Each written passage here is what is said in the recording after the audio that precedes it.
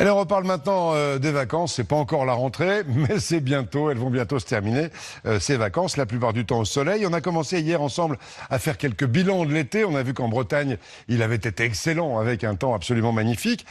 Économiquement, c'est plus mitigé au Pays Basque, semble-t-il. À Biarritz, Guillaume Poyer et Alexandra Vieira.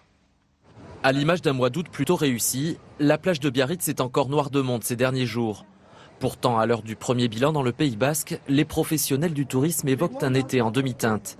La haute saison a débuté tardivement cette année.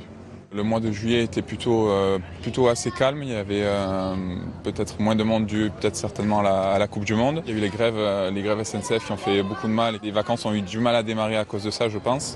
Dans la restauration, comme pour l'hôtellerie traditionnelle, la haute saison n'aura finalement duré que 3 semaines. Ici, le printemps a été très pluvieux, au point sûrement de refroidir des vacanciers toujours plus volatiles. Le bilan il est mitigé puisque à fin juillet, la plupart des établissements et hôteliers et de restauration étaient très en retard sur l'année dernière. On a eu du moins 10% sur le littoral et certains établissements dans le Pays Basque jusqu'à moins 15%. Au Pays Basque comme partout, les touristes surveillent leurs dépenses, mais veulent aussi se faire plaisir.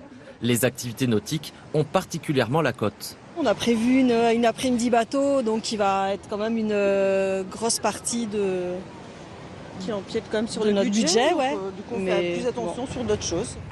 Le gérant de cette école de surf juge la saison moyenne mais satisfaisante. Il a surtout remarqué que sa clientèle étrangère était aussi la plus fidèle. On a eu des Anglais, des Espagnols, des Italiens.